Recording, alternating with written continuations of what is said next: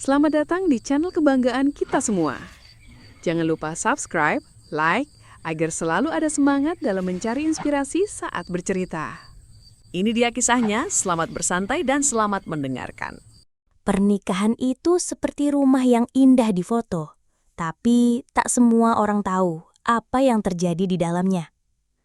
Namaku Alia. 3 tahun lalu aku menikah dengan Reza, pria yang katanya paket lengkap. Wajahnya menenangkan, pekerjaannya mapan, tutur katanya sopan, dan yang paling penting, dia disukai semua orang. Bahkan ibuku sendiri berkata sebelum aku menikah, "Kalau bukan Reza, ibu tak akan rela kamu dinikahi siapapun." Hari itu, hari pernikahanku. Semua orang menangis bahagia. Semua bilang aku wanita paling beruntung. Dan, ya, waktu itu aku juga merasa begitu. Reza sangat perhatian, lembut, bahkan selalu membukakan pintu mobil untukku setiap kali kami pergi. Tapi, semua itu hanya bertahan di tahun pertama pernikahan.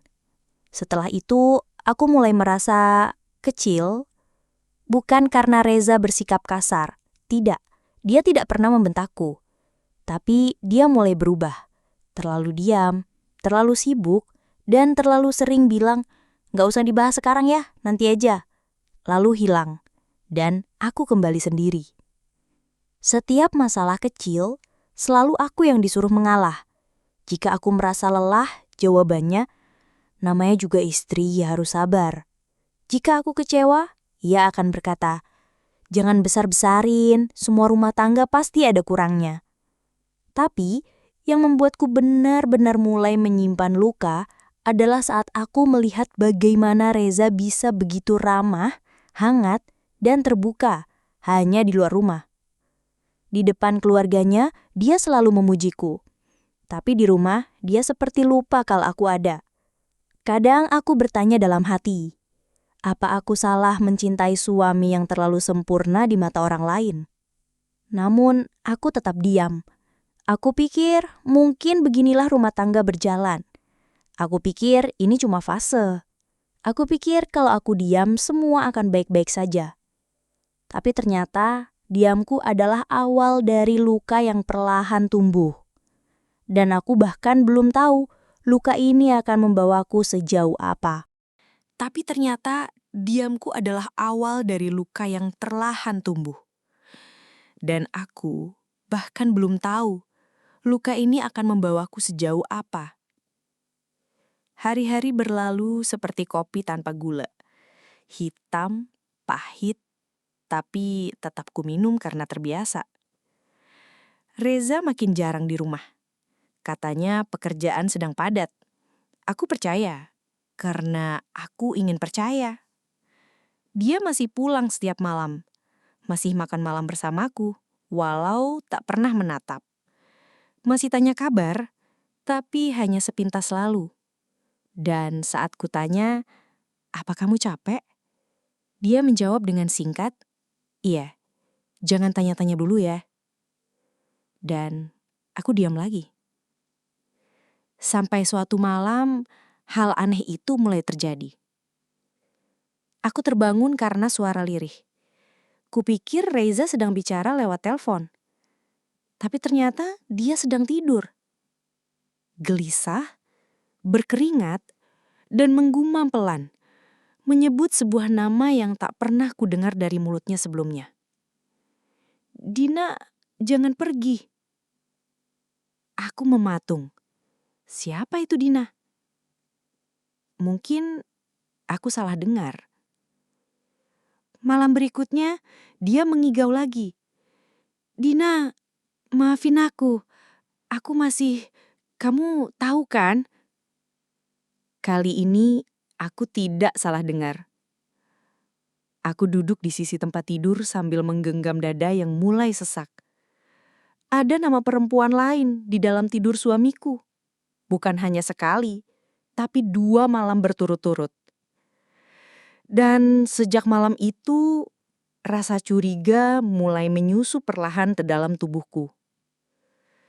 Tapi anehnya, aku masih tak berani bertanya. Bukannya aku tidak ingin tahu, Tapi aku takut, jika benar, maka segalanya akan runtuh. Aku mulai bertanya-tanya sendiri, siapa Dina? Kenapa nama itu keluar dari mimpi Reza? Kenapa setiap kali aku mulai membuka mulut, hatiku langsung berkata, diam Alia, jangan cari masalah. Dan untuk kesekian kalinya, aku memilih diam Agi. Tapi entah kenapa, malam-malamku tak lagi tenang. Karena sekarang setiap tidur, aku justru menanti. Apakah Reza akan menyebut nama itu lagi? Dan jika iya, sampai kapan aku sanggup pura-pura tidak mendengar? Ternyata jawabannya tidak lama. Malam ketiga, Riza tidak hanya mengigau. Dia menangis. Pelan, nyaris tak terdengar. Tapi aku tahu benar suara nafas tercekak. Aku sudah hafal setiap tarikan nafasnya sejak kami menikah. Dina, kamu di mana? Kenapa kamu ninggalin aku waktu itu? Dan di detik itu juga, hatiku pecah dalam diam. Ada luka yang tidak bisa kuucapkan, dan tak ada tempat untuk kutumpahkan. Karena bahkan air mataku pun harus kutahan, agar tidak membuat suasana tampak tidak nyaman.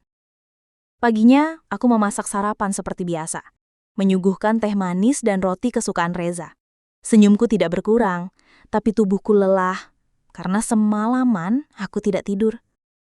Reza duduk di meja makan, membuka ponselnya seperti biasa.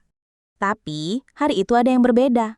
Entah bagaimana, layar ponsel itu terbuka cukup lebar untuk aku sekilas membaca sebuah nama di atas pesan WhatsApp yang masuk. Dina, arsip. Aku terpaku. Rasanya seperti melihat kabut tipis yang perlahan berubah jadi awan hitam di dalam dadaku. Dina bukan hanya ada di mimpi Reza, dia juga nyata. Dan yang lebih menyakitkan, aku bahkan tidak tahu dia siapa. Teman lama, rekan kerja, mantan. Aku ingin bertanya. Kali ini sungguh ingin. Tapi saat mataku menatap wajah Reza, aku kembali ragu. Bagaimana jika semua ini hanya khayalanku saja?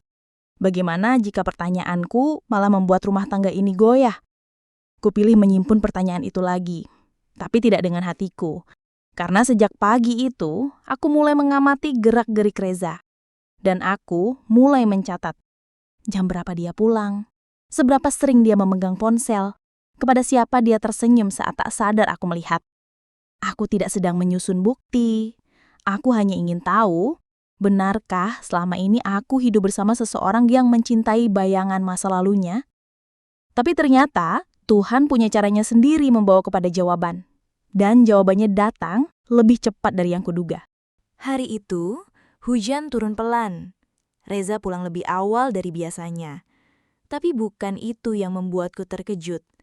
Yang membuatku terdiam di ambang pintu adalah dia membawa sebuah kotak putih kecil. Buat kamu, katanya sambil tersenyum. Aku membuka kotak itu perlahan. Sebuah gelang mungil berwarna emas. Indah, sederhana. Tapi pikiranku justru dipenuhi tanya. Ada apa ini? Hari ulang tahunku masih lama. Tak ada perayaan apapun hari ini. Kenapa? Tanyaku pelan. Kok tiba-tiba ngasih hadiah? Dia tertawa ringan. Gak boleh ya suami kasih hadiah buat istrinya sendiri? Aku ikut tersenyum, pura-pura senang. Tapi hatiku dingin. Sebab saat aku mengambil kotak itu, aku melihat dari sudut mataku, dia menggenggam ponselnya erat, lalu cepat-cepat memasukkannya ke saku. Dan malamnya, aku menemukan petunjuk lain. Reza tertidur cepat, dan seperti malam-malam sebelumnya, dia mengigau lagi. Tapi kali ini bukan hanya menyebut nama Dina. Dina, kamu masih suka gelang emas ya? Aku beliin lagi, yang dulu udah kamu balikin. Gelang? Tanganku langsung menoleh ke pergelangan. Gelang yang tadi sore dia beri. Apakah itu? Tiba-tiba seluruh tubuhku bergetar, seolah hadiah itu bukan untukku, tapi untuk seseorang yang seharusnya menerimanya, jika waktu dan keadaan mengizinkan. Aku menangis dalam diam, Kali ini tidak bisa ku cegah. Aku mulai merasa aku hanya bayangan pelengkap dari cerita cinta yang belum selesai. Esok harinya, aku memberanikan diri membuka laci meja kerja Reza. Bukan untuk mencari tahu, tapi untuk memastikan apa yang sesungguhnya aku rasakan. Dan di sana, di antara tumpukan kertas dan map lusuh, aku menemukannya. Sebuah foto, lama, usang, tapi masih jelas. Seorang perempuan tersenyum manis sambil mengenakan gelang yang persis sama dengan yang kini ada di tanganku. Dan di balik foto itu, ada tulisan tangan. Dina, untuk kenangan yang tak pernah selesai. Aku membaca tulisan itu berulang kali, berharap mataku salah. Tapi huruf-huruf itu tetap sama, tegas, jujur, dan menyakitkan. Jantungku berdetak tak karuan. Tanganku bergetar saat meletakkan kembali foto itu ke tempat semula. Tapi satu hal pasti, aku tidak lagi bisa menenangkan hatiku dengan kalimat, mungkin aku cuma terlalu curiga. Karena sekarang aku tahu, aku hidup bersama seseorang yang hatinya masih terikat masa lalu. Reza tidak pernah bicara banyak tentang masa lalunya, apalagi tentang Dina. Aku tahu mereka dulu pernah bertunangan, tapi katanya hubungan itu kandas karena perbedaan prinsip. Katanya sudah selesai. Tapi jika memang sudah selesai, kenapa kenangan itu masih disimpannya begitu dalam dan rapi? Dan kenapa aku merasa aku sedang menggantikan posisi yang kosong? Hari itu aku menatap pantulan diriku di cermin cukup lama. Aku bertanya pada diriku sendiri, kalau aku diam terus, apakah perasaanku juga akan ikut mati? Tapi lalu aku teringat nasihat ibu. Menikah itu bukan hanya tentang bertahan, tapi juga tentang dihargai. Malamnya aku mencoba bicara dengan Reza. Bukan menuduh, bukan memojokkan. Aku hanya ingin tahu apa yang sebenarnya dia simpan dalam hati. Tapi seperti biasa, saat aku mulai membuka mulut, dia hanya tersenyum samar dan berkata, "Jangan terlalu banyak mikir, Alia. Kita ini baik-baik aja kan?" Lalu dia tidur, dan aku duduk sendiri di ruang tamu sampai larut malam, memandangi gelang di tanganku yang kini terasa seperti beban yang mengikat, bukan hadiah yang manis. Untuk pertama kalinya dalam hidup pernikahanku, aku merasa benar-benar sendirian.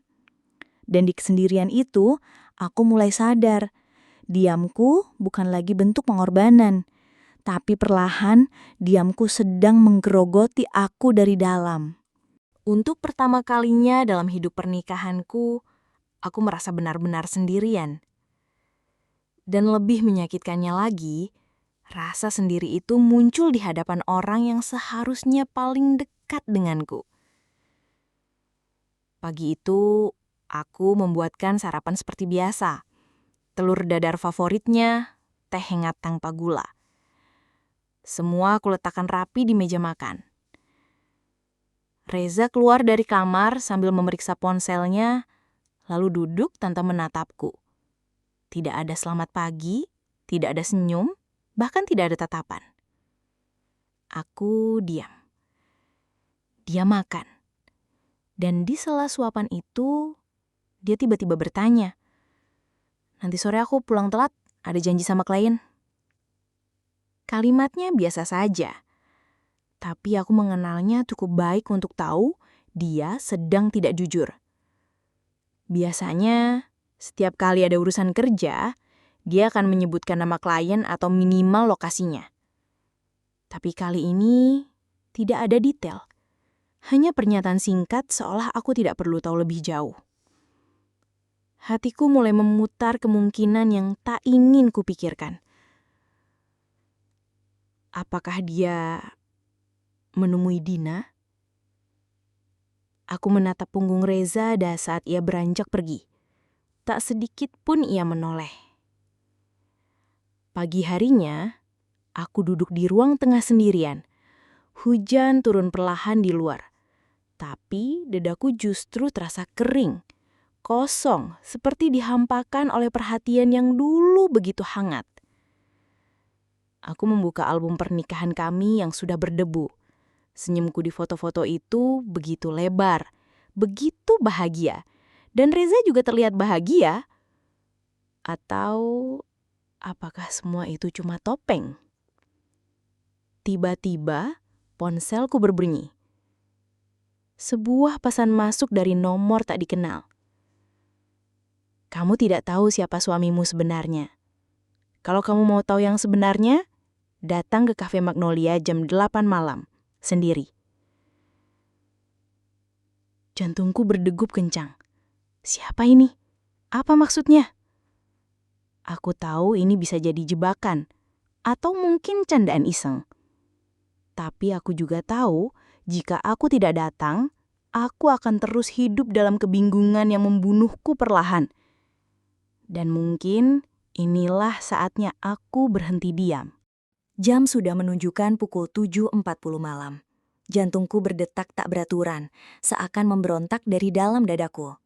Cafe Magnolia bukan tempat asing bagiku. Justru itu yang membuatku semakin gelisah. Karena disinilah Reza dan aku dulu sering menghabiskan waktu bersama sebelum menikah.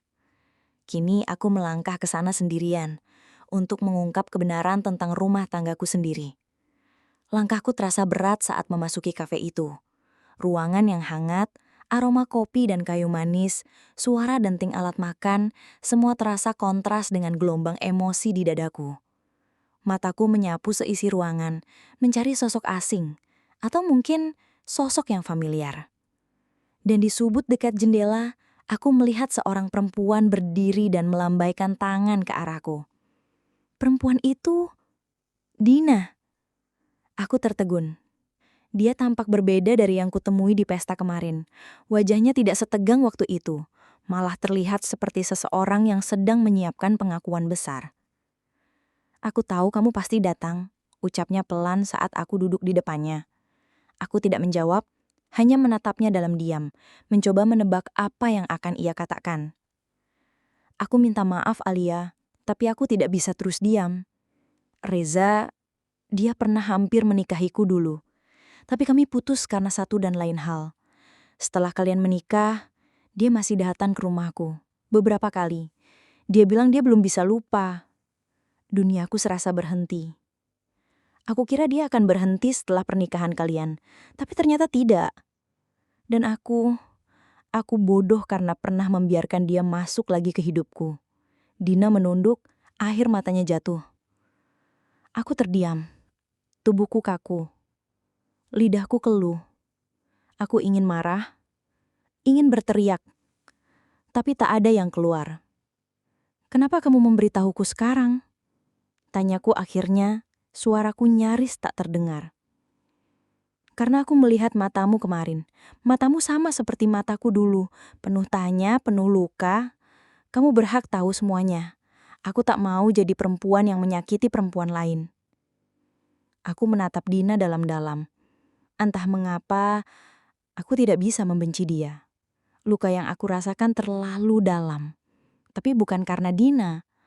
Luka ini berasal dari orang yang kupikir paling kucintai. Orang yang seharusnya menjadi rumah paling aman untukku. Malam itu, aku pulang dengan langkah goyah. Tapi di dalam hati, satu keputusan mulai tumbuh perlahan. Sudah cukup aku diam. Sudah cukup aku pura-pura tidak tahu. Sekarang aku harus bersuara.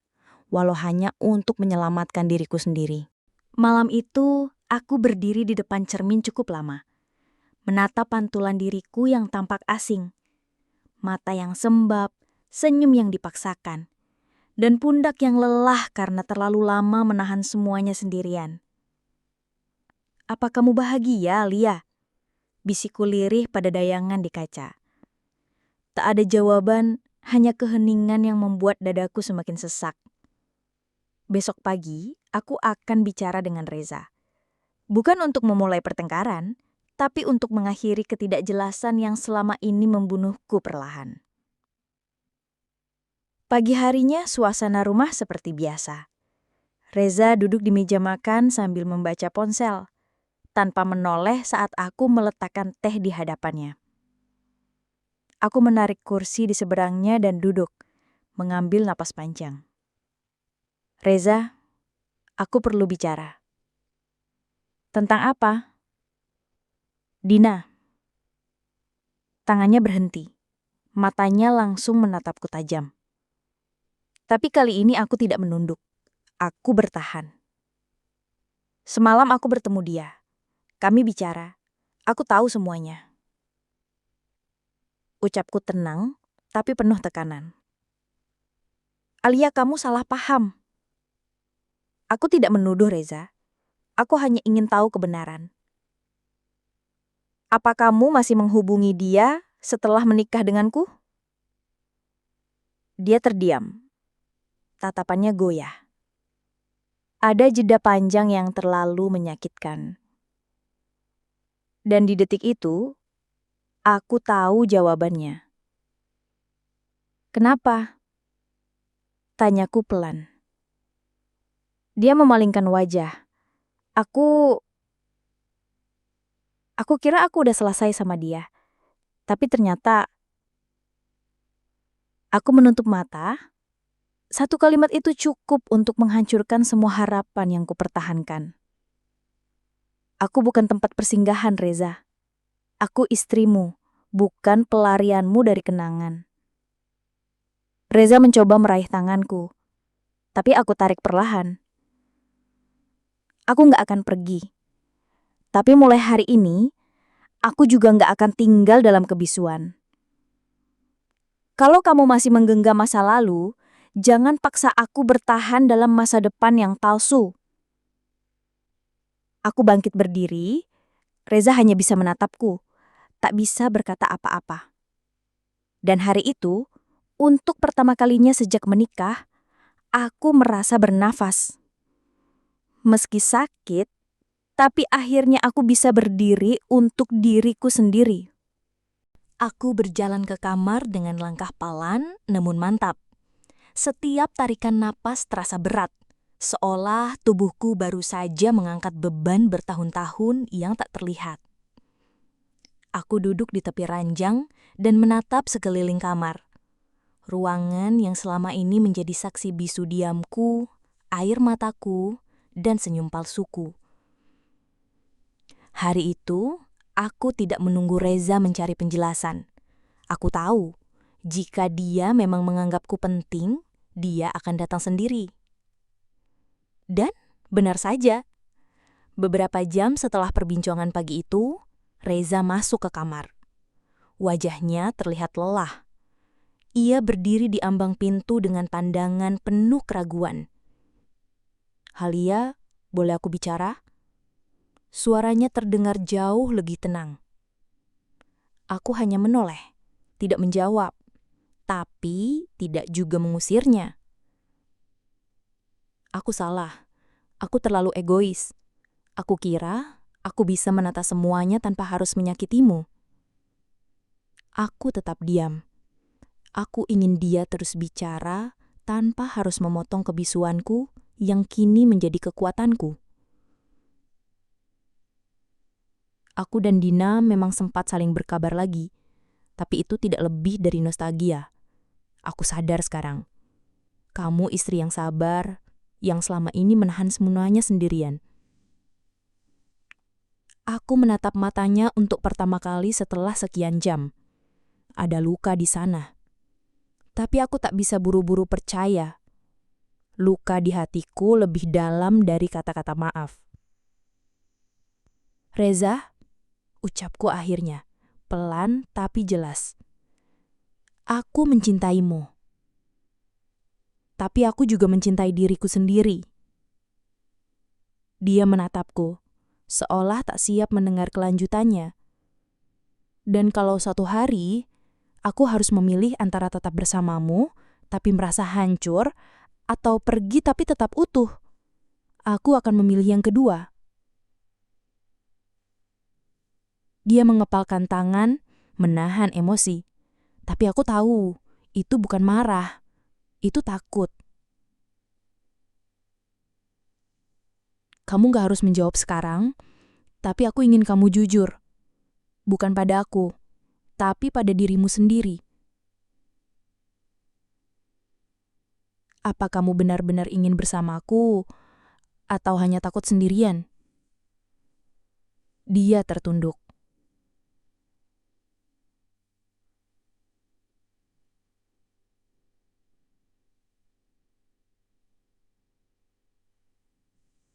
Malam itu, kami tidur dalam satu rumah, tapi tidak dalam satu hati.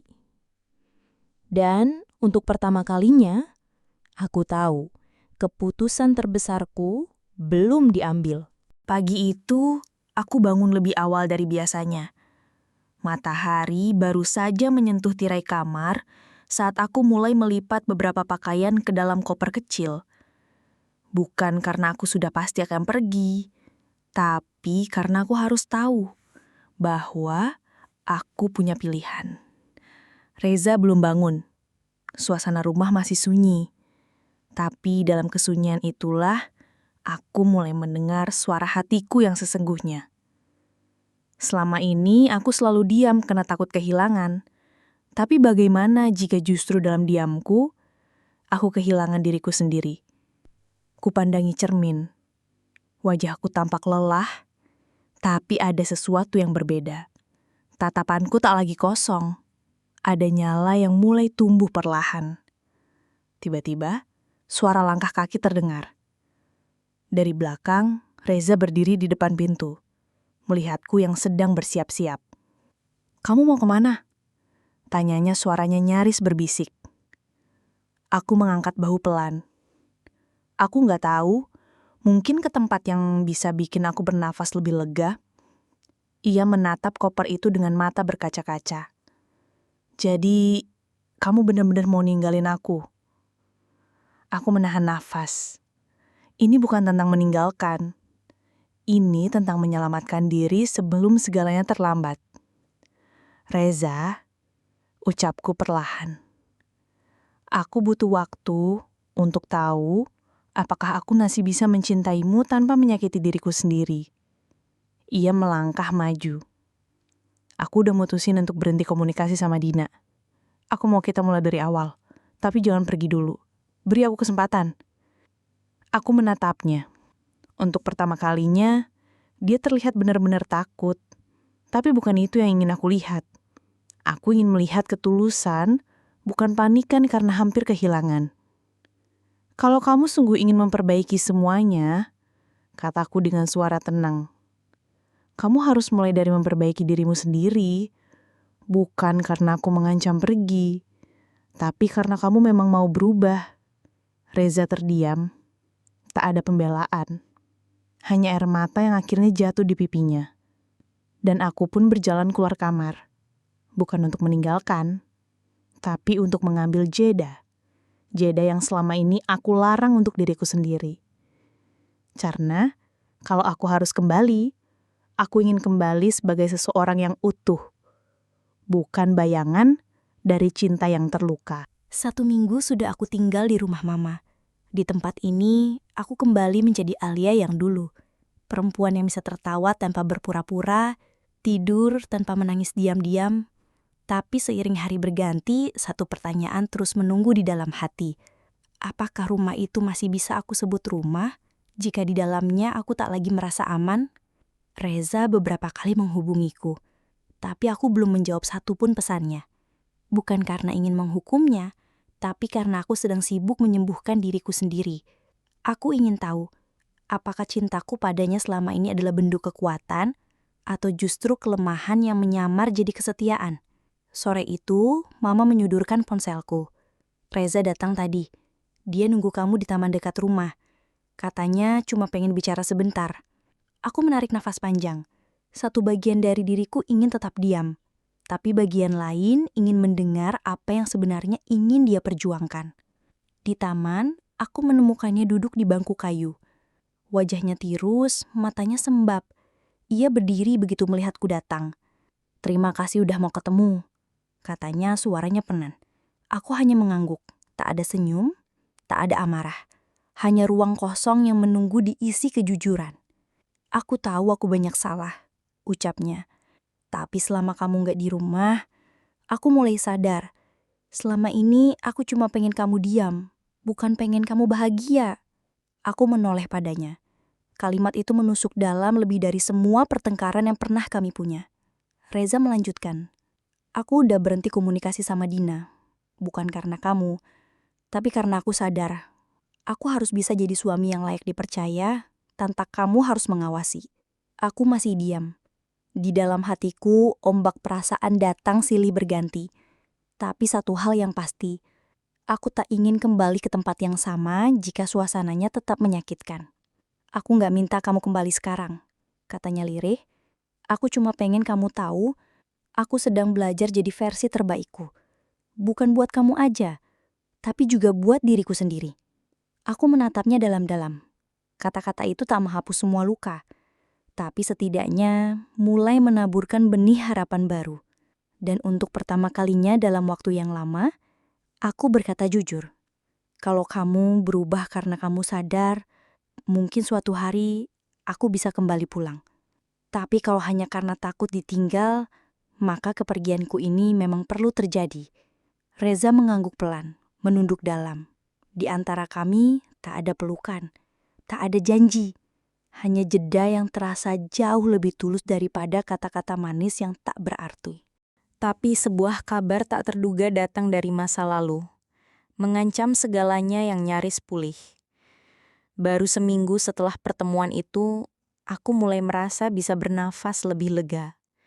Reza memang belum berubah sepenuhnya, tapi caranya berbicara, caranya menahan diri, dan cara dia memberi ruang, semuanya menunjukkan bahwa mungkin ia benar-benar ingin memperbaiki. Tapi kebahagiaan yang baru mulai tumbuh itu runtuh dalam sekali kabar. Dina mengirimiku pesan, bukan melalui nomorku, tapi melalui akun sosial media lamaku yang nyaris tak pernah kubuka. Aku nggak minta kamu percaya padaku, tapi kamu berhak tahu. Reza pernah janji menikahiku kalau pernikahan kalian gagal. Tanganku bergetar.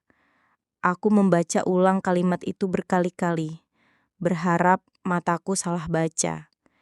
Tapi tidak, kalimatnya tetap sama. Dinginnya menusuk seperti pisau tak bersuara. Malam itu aku tidak bisa tidur. Suara di kepalaku berperang. Haruskah aku bertanya langsung pada Reza? Atau ini hanya permainan dari masa lalu yang belum selesai? Pagi harinya, aku memilih diam. Tapi Reza justru datang lebih awal dari biasanya. Membawakan sarapan dan senyum yang tampak tulus. Tumben pagi-pagi? Tanyaku datar. Mencoba tetap tenang. Aku kangen kamu. Jawabnya ringan. Boleh nggak akhir pekan ini kita ke tempat dulu kita sering piknik? Aku pengen ngobrol. Banyak hal. Aku menatapnya. Ingin rasanya aku bertanya langsung tentang pesan Dina. Tapi aku sadar, saat-saat seperti ini bukan soal siapa yang lebih dulu bicara. Tapi siapa yang siap menerima seluruh kebenaran, apapun bentuknya. Akhir pekan pun tiba. Kami pergi ke danau kecil, tempat kami dulu sering duduk berdua. Reza tampak lebih tenang, lebih dewasa. Alia, terima kasih udah mau kasih aku kesempatan.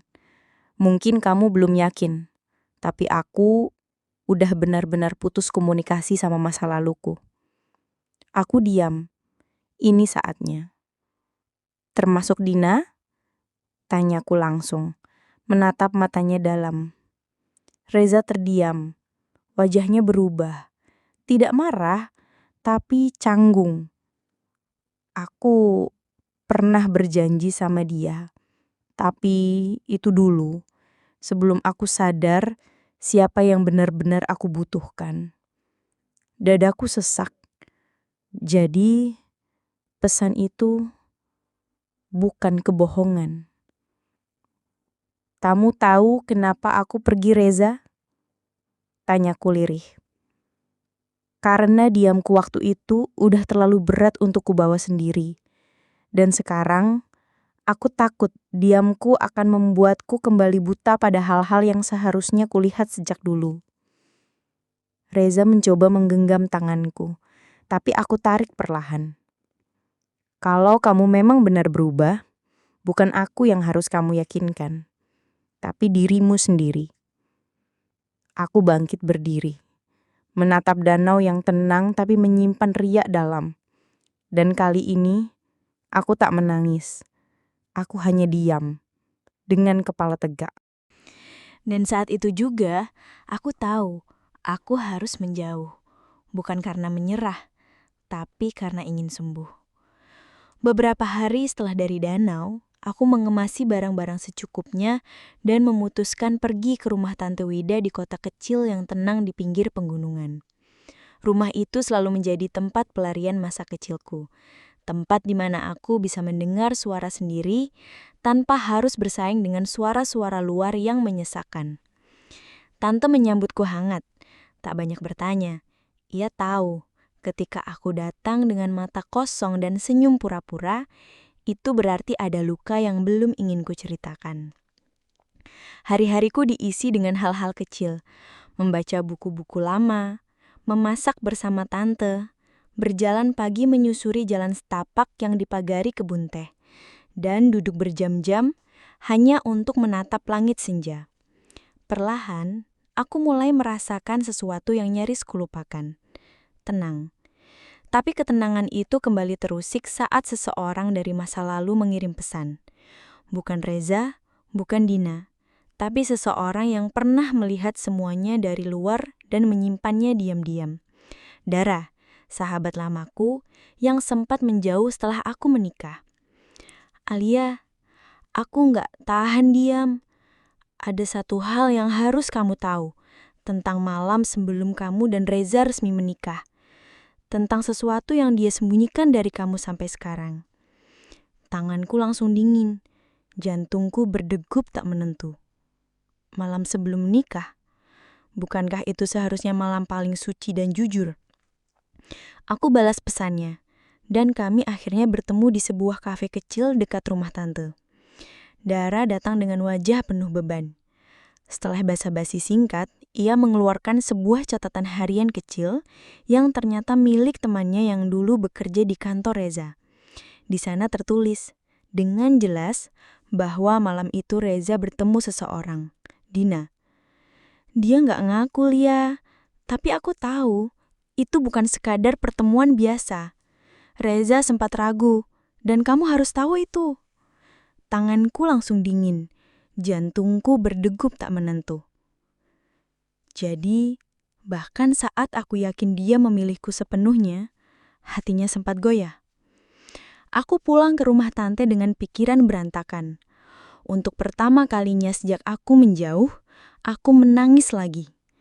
Tapi kali ini bukan karena kecewa, tapi karena mulai sadar bahwa mungkin selama ini aku terlalu sibuk menunggu kejujuran orang lain hingga lupa mendengarkan kejujuranku sendiri. Malam itu, aku duduk sendirian di teras rumah tante, memeluk catatan harian kecil itu erat-erat. Langit tampak gelap, tak ada bintang, seolah sedang turut menyimpan rahasia yang sama beratnya. Aku mencoba mengingat lagi, semua pengorbananku, semua diamku, semua senyum palsu yang kubangun hanya untuk menjaga rumah tangga ini tetap terlihat utuh. Semua itu untuk apa? Apakah untuk cinta? Atau hanya untuk memenuhi ekspektasi banyak orang yang mengira kami pasangan bahagia? Keesokan harinya, aku memutuskan untuk kembali ke rumah. Bukan untuk melanjutkan yang sama, tapi untuk menyelesaikan yang tertunda. Reza terkejut saat melihatku berdiri di ambang pintu dengan koper dan wajah yang tak lagi gamang. Dia memelukku erat, seperti takut kehilangan. Tapi aku tak membalas, bukan karena benci, tapi karena hati ini sudah tak sama lagi. Malam itu kami duduk berdua di ruang tamu. Untuk pertama kalinya setelah sekian lama, kami bicara dari hati ke hati. Dan aku menatap matanya, tanpa air mata, tanpa suara gemetar. Aku tahu kamu pernah ragu, Reza. Bahkan sebelum menikah denganku, ucapku pelan. Dan sekarang, mungkin aku yang harus berani jujur. Aku juga mulai ragu. Bukan karena orang ketiga, tapi karena aku tak lagi menemukan diriku di sini. Reza menunduk. Kamu mau pergi? Aku menggeleng. Aku belum tahu, tapi aku mau mencari diriku dulu. Kalau setelah itu aku masih ingin pulang, mungkin aku akan kembali. Tapi bukan sebagai istri yang diam, melainkan sebagai perempuan yang tahu apa yang ia layak dapatkan. Dia menatapku dalam diam. Tak ada amarah, hanya kesedihan yang samar. Dan malam itu, untuk pertama kalinya, aku tidur di kamar tamu. Bukan karena marah, tapi karena aku butuh ruang untuk bernafas dan berpikir. Pagi harinya, aku bangun lebih awal dari biasanya. Matahari belum sepenuhnya muncul, tapi aku sudah duduk di meja makan, membuatkan sarapan untuk 2 orang, seperti kebiasaanku dulu. Tapi kali ini, tanganku tak gemetar, hatiku tak berharap. Reza datang perlahan, duduk di seberangku. Tak ada ucapan selamat pagi, hanya suara sendok yang menyentuh piring sebagai pengisi hening. Aku akan pergi ke Bandung hari ini, kataku tenang. Menginap di rumah sahabatku untuk beberapa hari, atau mungkin beberapa minggu, aku belum tahu. Dia menatapku tajam, namun bukan dengan emosi, melainkan ketakutan. Ketakutan kehilangan sesuatu yang baru ia sadari penting saat semuanya hampir pergi. Boleh aku ikut mengantar? Tanyanya pelan. Aku menggeleng. Aku harus belajar berdiri sendiri, Reza. Ini tentang aku, bukan kita. Aku berangkat dengan koper dan hati yang penuh keberanian. Di dalam kereta menuju Bandung, aku menangis. Bukan karena patah hati, tapi karena untuk pertama kalinya aku merasa bebas. Tidak terikat oleh citra, janji, atau harapan orang lain. Di rumah sahabatku, Lila, aku menemukan dunia yang selama ini kulupakan. Dunia di mana aku adalah tokoh utama. Aku mulai menulis lagi, membaca buku-buku yang pernah kusuka, dan perlahan mengenali suara hatiku yang dulu hanya berbisik karena selalu kutekan. Reza mengirimi pesan setiap malam, menanyakan kabarku. Tapi aku tak selalu membalasnya. Bukan karena membenci, tapi karena aku belajar mencintai diriku terlebih dahulu. Sampai suatu malam, pesan itu datang. Alia, kamu benar. Rumah ini terlalu sunyi tanpamu. Tapi yang lebih sunyi adalah hati yang tak pernah bisa mengungkapkan kebenaran. Aku ingin bicara, bukan sebagai suami, tapi sebagai laki-laki yang mulai belajar menjadi jujur. Kalau kamu siap, aku akan datang. Aku membaca pesan itu sambil menggenggam dadaku sendiri. Malam itu, aku sadar, perjalanan ini belum usai. Tapi untuk pertama kalinya, aku punya kendali atas arah langkahku. Pagi harinya, udara Bandung terasa lebih dingin dari biasanya. Mungkin karena tubuhku gelisah memikirkan pesan Reza. Kata-katanya lembut, tapi menyimpan sesuatu yang belum pernah ia ungkapkan selama bertahun-tahun pernikahan kami. Kejujuran. Lila memperhatikanku dengan sorot tajam. Kalau kamu siap, temui dia. Tapi jangan kembali hanya karena kasihan atau rindu. Kembalilah kalau kamu tahu kamu benar-benar diinginkan, bukan sekadar dibutuhkan. Aku mengangguk pelan.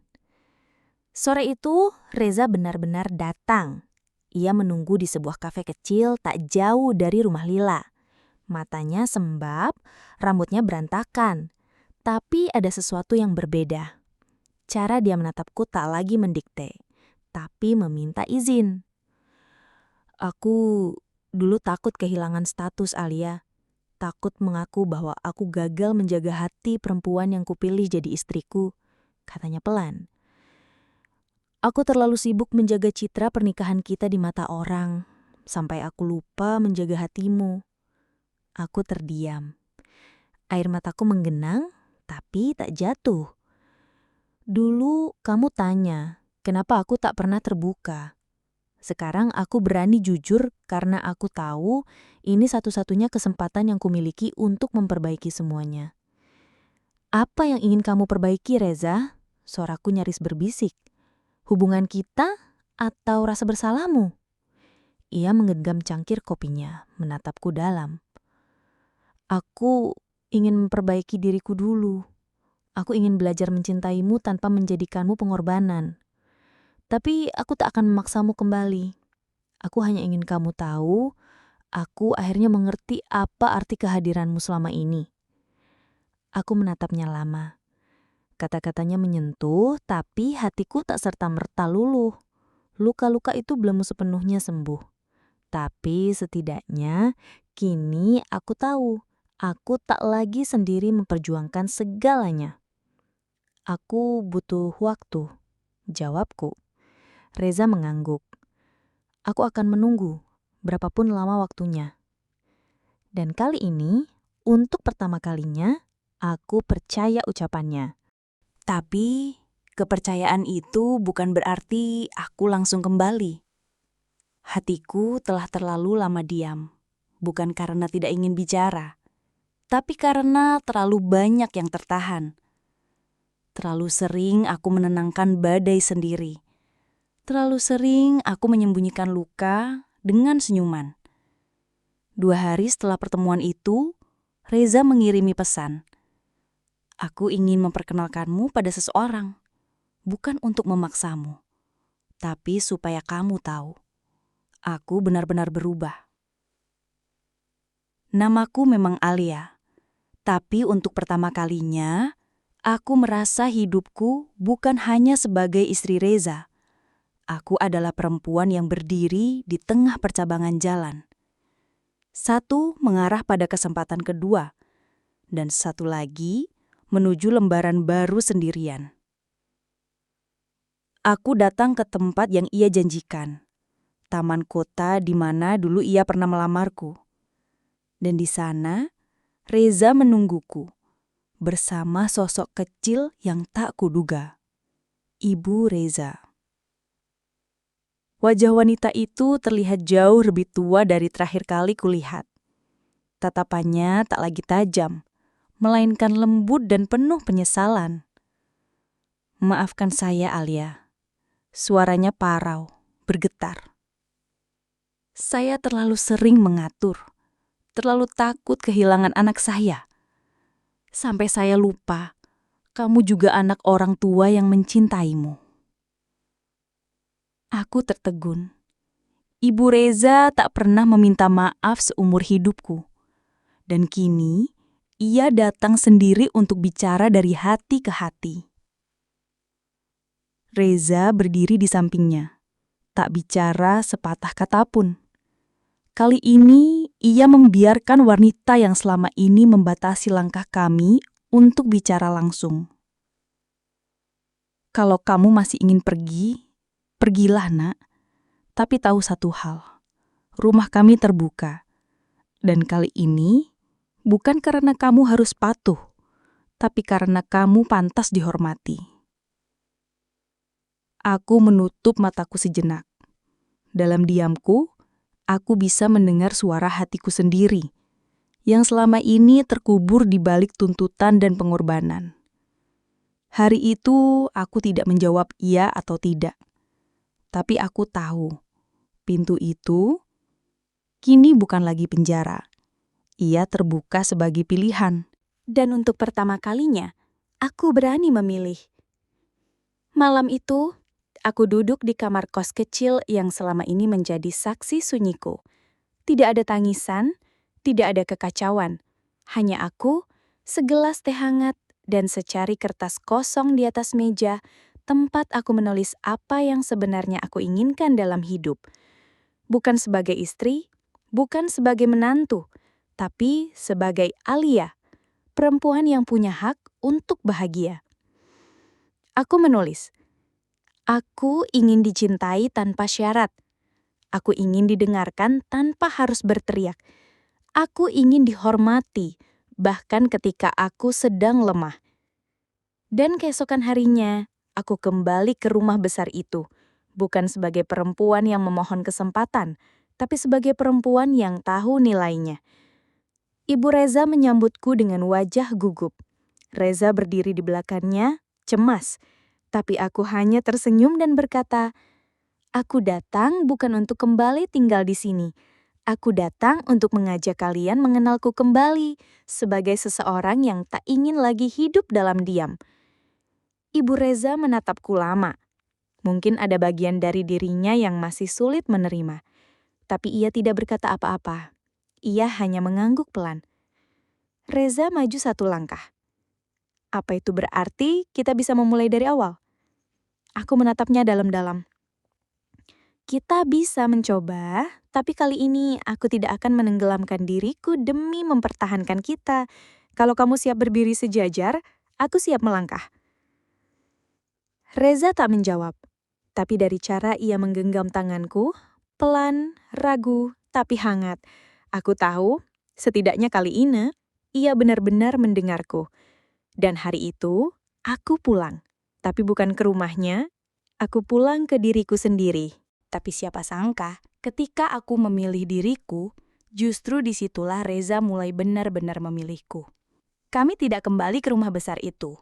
Kami memulai dari tempat kecil dan sederhana, apartemen mungil di pinggiran kota. Tidak ada suara langkah kaki Ibu Reza yang memerintah, tidak ada bayang-bayang keluarga yang mengatur arah hidup kami. Hanya ada kami berdua dan serangkaian percakapan yang dulu terlalu sering kami tunda. Aku minta maaf Alia, kata Reza suatu malam saat kami duduk berdua menatap jendela yang dibasahi hujan. Selama ini, aku pikir kamu kuat karena kamu diam. Tapi aku lupa, diammu adalah bentuk teriak paling sunyi. Aku menoleh padanya. Mataku tak lagi basah karena kecewa, tapi tenang karena didengarkan. Aku juga salah, kataku, karena membiarkanmu menganggap aku tak apa-apa. Sejak saat itu, kami mulai belajar ulang mencintai. Bukan dengan bunga, bukan dengan janji manis, tapi dengan hal kecil yang selama ini terlewat. Mendengarkan, memahami, dan memaafkan. Tapi bukan berarti semuanya mudah. Ada hari di mana luka lama mengintip dan nyaris kembali menyakiti. Ada hari di mana bayang-bayang masa lalu datang lewat pesan singkat dari masa lalu Reza. Tapi kini, aku tak diam. Aku bicara. Dan Riza mendengarkan.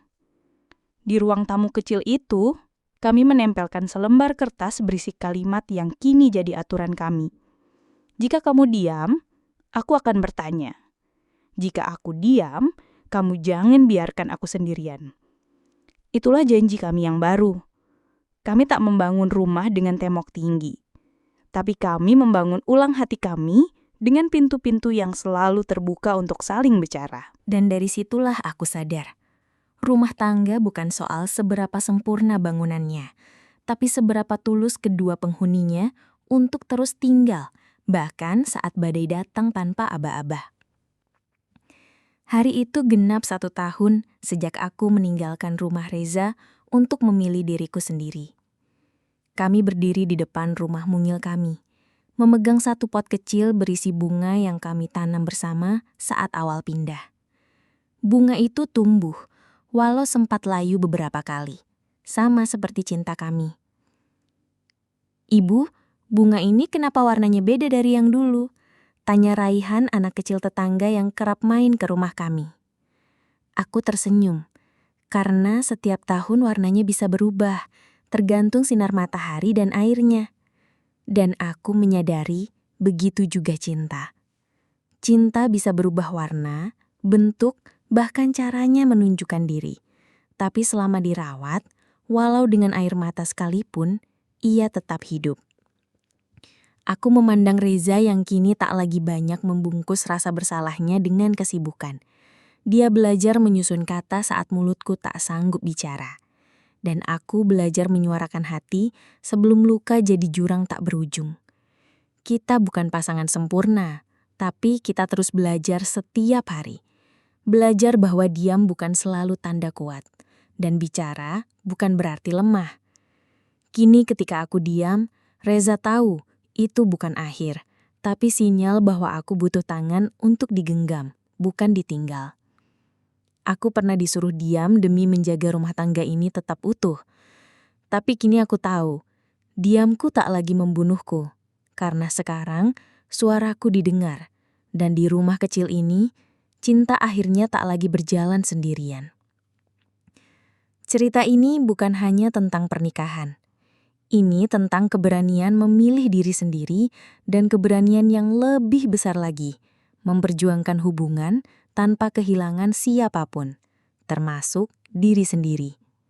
Terima kasih telah mengikuti kisah ini sampai akhir. Untuk siapapun yang sedang diam demi rumah tangga, semoga suatu hari nanti suaramu tak lagi disuruh menghilang.